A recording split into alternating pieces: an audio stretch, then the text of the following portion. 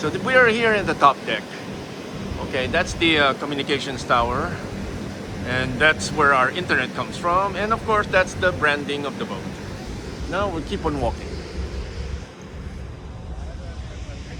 and you can see everything here. This is the Swedish archipelago, and we're on our way back to Stockholm. We're about 5 hours away. It's a very slow trip because it's essentially just like really like a cruising experience. So Mariehamn would be Finnish, or some parts of it is Finnish, and it's halfway between Stockholm and Helsinki. Okay, we arrived there this morning, and then we made the turnaround instead of going east, going to Finland. Now this is all Sweden. This is all Swedish islands right now. So we walk here. What's the right side of the boat? Starboard or port side? It's one of those things. Okay, so there is on the topmost deck what would be a running track. Very short one. Not even like 300 meters or so. So that's almost the end of the ship. And that's the front. And that's the end. Very short. Beautiful islands. There's supposed to be some seals around here, but we haven't seen one in the wild for the last 8 years that we have been here in Sweden. That's another bucket list that we need to try. Okay, so all of these islands are, you're allowed to explore it, you're not allowed to exploit it. So we keep on walking. I think this is the kitchen because the smell of the food is very prominent. Okay, far off in the distance was a Viking line, or and most people, including me, would pronounce it Viking, but it's actually Viking. Okay, so they're not Vikings, they're Viking people. Okay, this would be the end of the ship.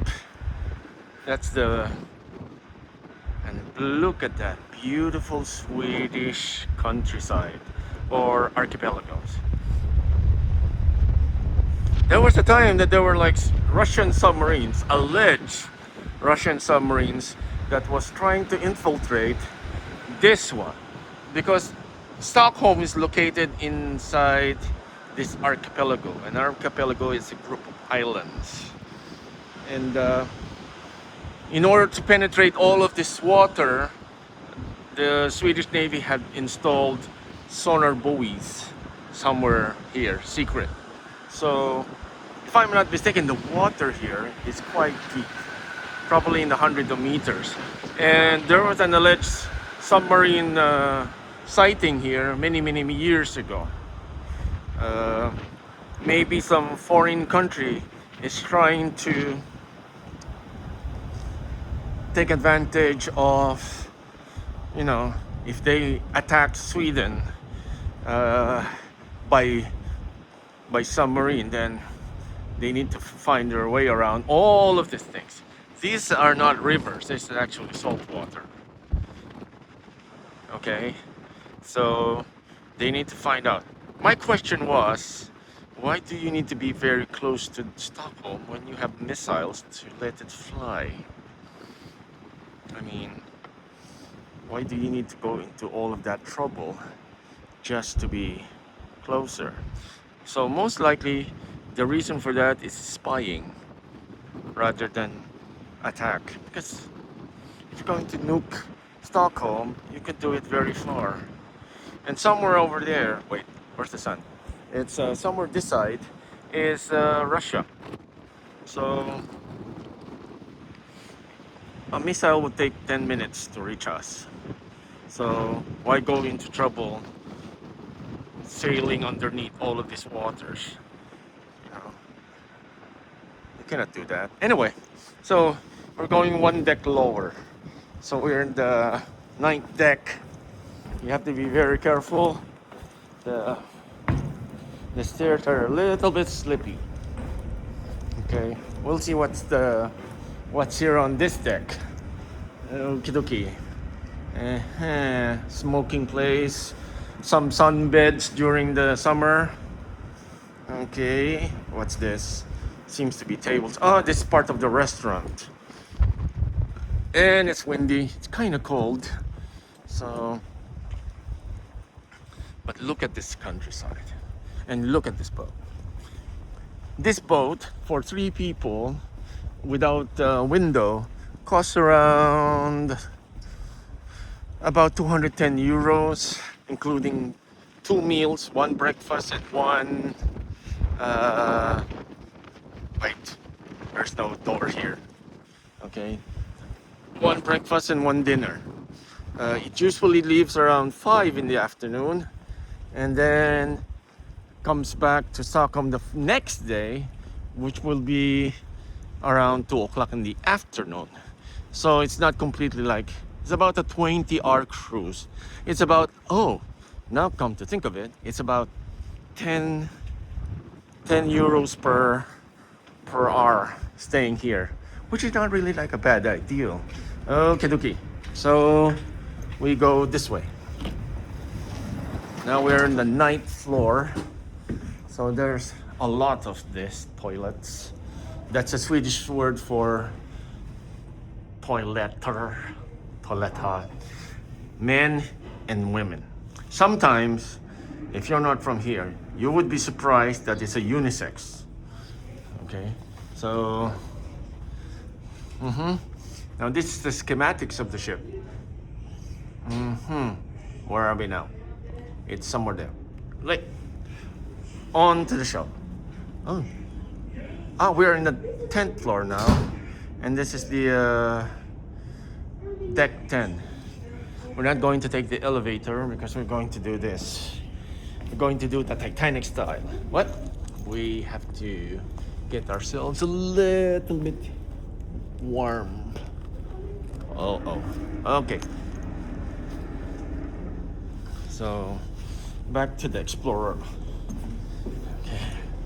So you have all of these things. Remember, during emergencies, you take the stairs. Don't take the elevator. Okay. Now we're on the 9th floor. Now the difference between the 9th floor and the other floors is that the inner rooms. No, this is not inner rooms. There are no inner rooms. So you get like windows on the 9th floor. So nicer views and everything. But during winter, windows are not really something that you need to do. Okay, moving on to the 8th floor. Okay, 8th floor will be very generic as the 9th floor. Okay, so endless corridors and endless corridors over there. There we go.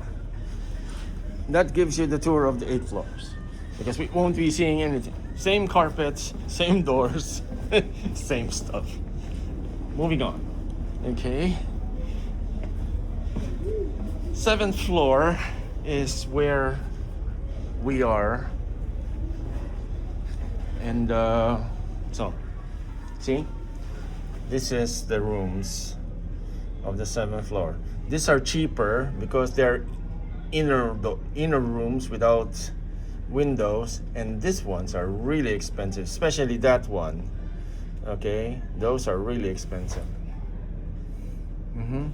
Like this one is like really big, maybe ideal for like bigger families or somebody who's really hoping to get really romantically adventurous.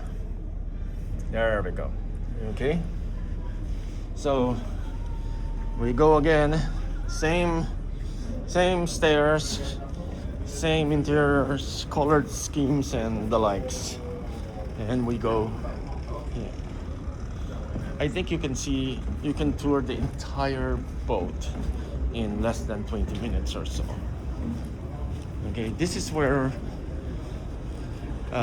meals are served in this floor. Okay, so that's one of the fancier restaurants, and this is the model of the boat. Yes, you need to be very tiny to be inside, but that would be the boat. So that one, I haven't seen it opened, but this one is where breakfast and dinner is served, buffet style. Of course, we have our complimentary rescue boats in case we go Titanic, which I hope is not going to happen. Okay. So meals are divided into groups. So you're supposed to stay like just like 1 hour or so during the meals. You know, groups of people and everything. See, meals are started like 5 to 8, and then morning is like this, 7 to 8, and then there's brunch, which I have no idea what's the difference between this one and this one. So it says here you can sit anywhere for 1 hour. Last meals are 8 o'clock. Shift. Okay. Poop. Okay. This piano is bolted shut. See? Bolted shut and stuff. Okay. And then we have the views here. You really cannot really expect clean windows during winter. Okay. So, moving on. There's a bar, and we keep on moving. There's a toy shop.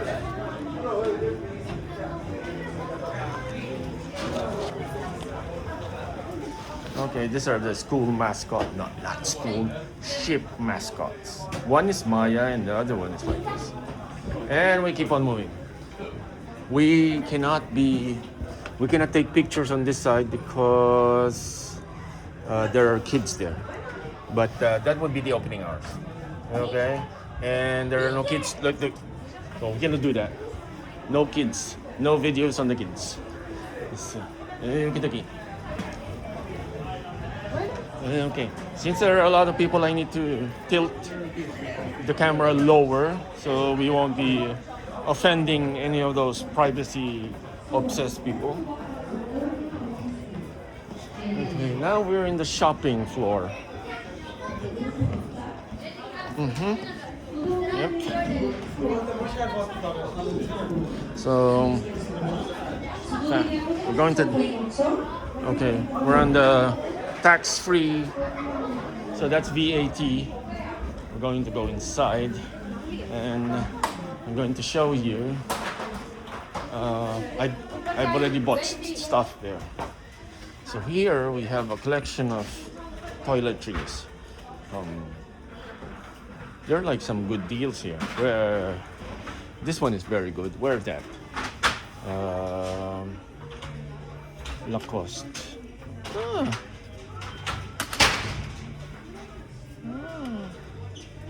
Okay, so if you bought something from Lacoste, you get this one, which is more clutter. Where's that? Where's the CK? Okay, this one is the only one that I saw that was really cheap.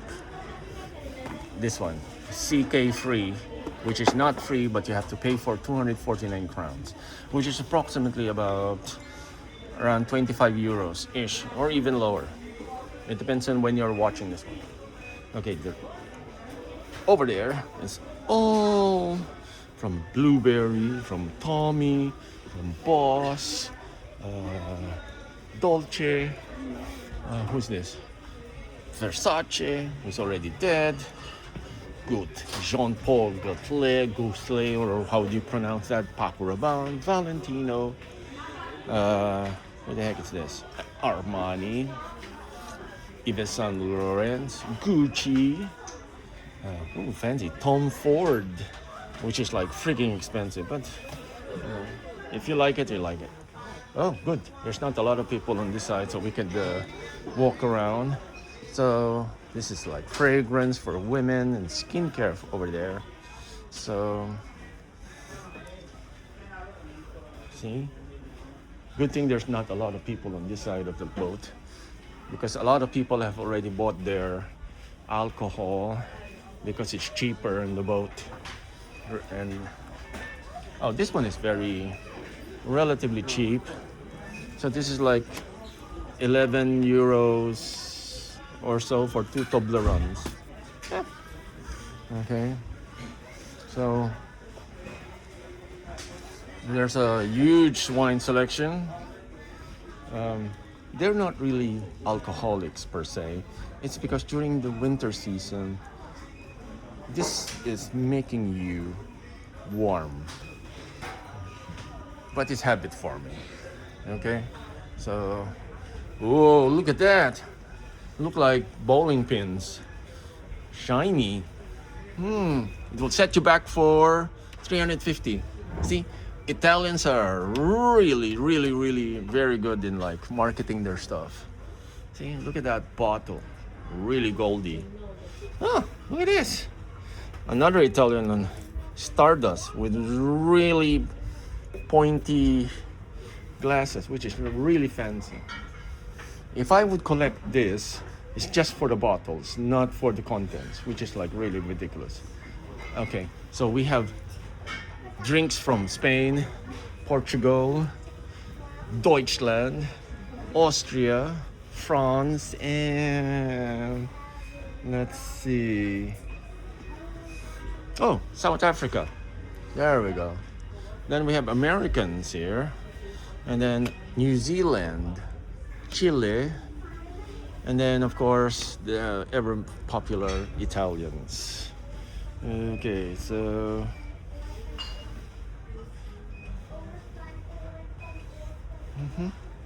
this is the most popular section of any Scandinavian ferry boat or one of those things, because especially in Stockholm or especially in Sweden, we don't have, or you cannot buy alcohol just anywhere. You have to buy it in a special store, which is only open during Monday to Friday. And from what I heard, it's relatively expensive. So, and look at all of these sparkly bubblies. Yeah, look at that. And this is, I would gather, would be the expensive spirits.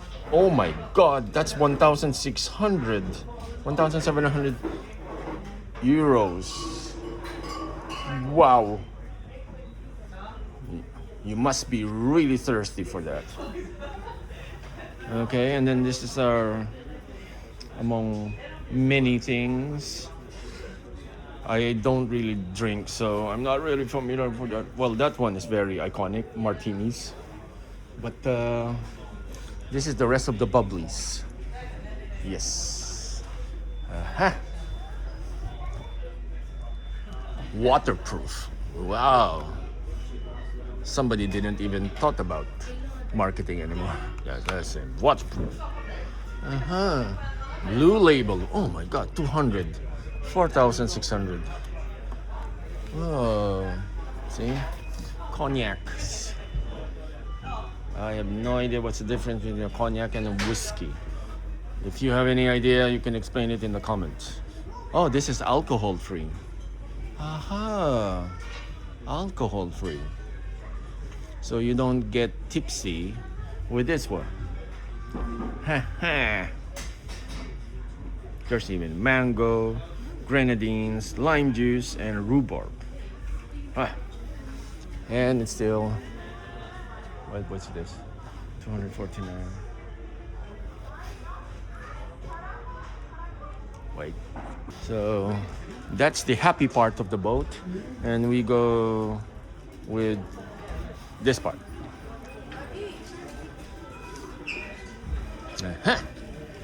Irish.